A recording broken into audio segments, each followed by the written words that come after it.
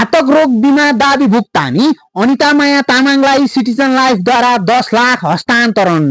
काभ्रेपलाञ्चोक जिल्लाको तेमाल गाउँपालिका वडा नम्बर 7 स्थित अनिता माया तामाङले सिटिजन लाइफ इन्सुरेन्स मार्फत गरेको घातक रोग बिमा दाबी भुक्तानी प्राप्त गर्नुभएको छ।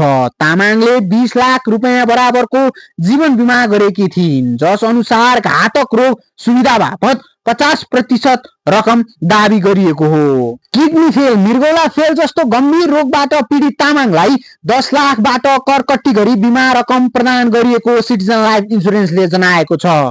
बिमा रकम प्राप्त गरेपछि तामाङले सिटिजन लाइफ इन्सुरेन्स प्रति आभार व्यक्त गर्दै भनिन्, जीवन यस्तो कठिन समय आउँदा बिमा ठूलो सहारा बन्यो।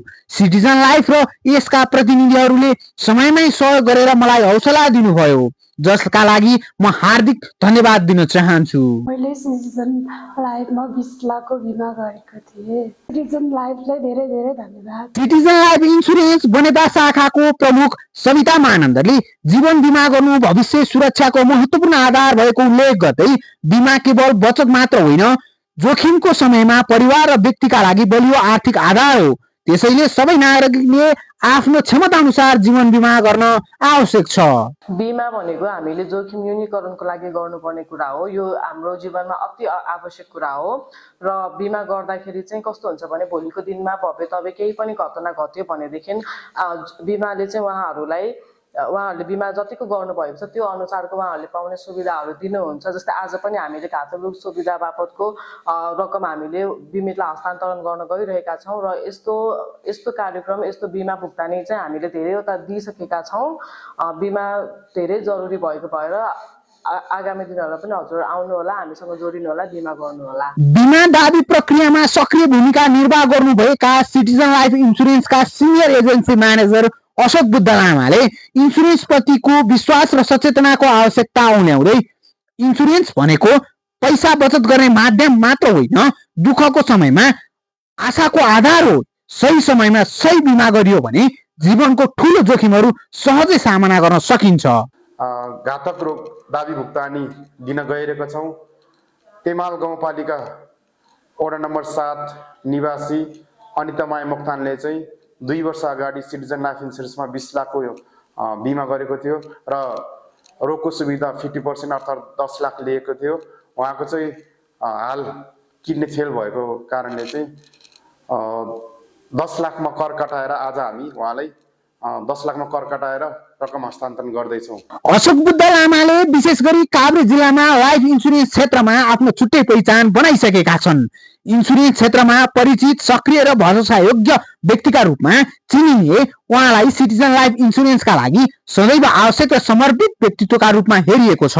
यस किसिमका बिमा दाबी भुक्तानी कार्यक्रमले जीवन बिमा प्रति आम नागरिकको विश्वास अझै मजबुत बनाउँदै लगेको सरकारवालाको भनाइरहेको छ। म अशोक बुद्ध लामा, सिटिजन लाइफ इन्सुरेन्स बनेपा शाखाको एजेन्सी म्यानेजर। म सिटिजन लाइफमा जोडिएको चाहिँ 7 वर्ष भयो र आज हामी महत्त्वपूर्ण र संवेदनशील विषयमा छौँ। संवेदनशील कार्यमा चाहिँ हामी आज छौँ। किन भन्दाखेरि हाम्रो बिमित अनिता माया तामाङको चाहिँ रोग भएको कारणले, दुवै किडनी फेल भएको कारणले चाहिँ आज हामी यो दाबी भुक्तानी रकम दिन गइरहेका छौँ। उहाँले चाहिँ बिमा 20 लाखको गर्नुभएको र सिआई भनिन्छ, क्रिटिकल इलनेस, घातक रोग सुविधा चाहिँ 50% लिनुभएको कारणले चाहिँ 10 लाखमा कर कटाएर हामी 10 लाखमा कर कटाएर दिँदैछौँ। र यो पैसा पाइसकेपछि बिमा समाप्ति हुने होइन है। प्रश्न बुझ्नुपर्ने कुरा चाहिँ के हो भन्दाखेरि उहाँले यो पैसा पाइसकेपछि पनि बिमा यथावत रहन्छ। मैले सुविधाहरू त भन्नै पर्ने हुन्छ यो अवस्थामा।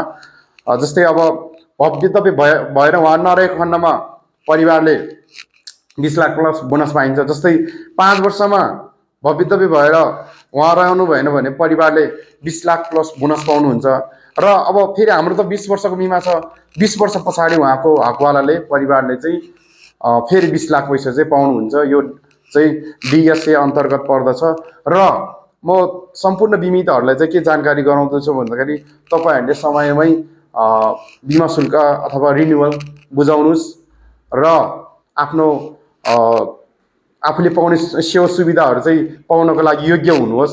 उहाँ जस बिमा गर्दाखेरि बिमा किन गर्ने भन्दाखेरि चाहिँ बिमा भनिन्छ नि अब दशा बाजा बजाएर आउँदैन भने जस्तै रोग कसैले पनि जानकारी दिएर आउँदैन रोग अथवा भव्य अब बच्चाको इन्सुरेन्स गर्दाखेरि अभिभावकको त इन्सुरेन्स हुन्छ नै र ठुलो मान्छेको इन्सुरेन्स गर्दाखेरि आफ्नो बचत प्लस जोखिम वहन पनि हुन्छ र अन्तिममा बोनस सहित पैसा पनि पाउँछ। त्यही भएर चाहिँ हामीले बिमा गर्दाखेरि चाहिँ आफूले आफ्नो र परिवारको लागि र बालबच्चाको लागि सबैको लागि सोचेर चाहिँ बिमा गर्दाखेरि चाहिँ धेरै राम्रो हुन्छ।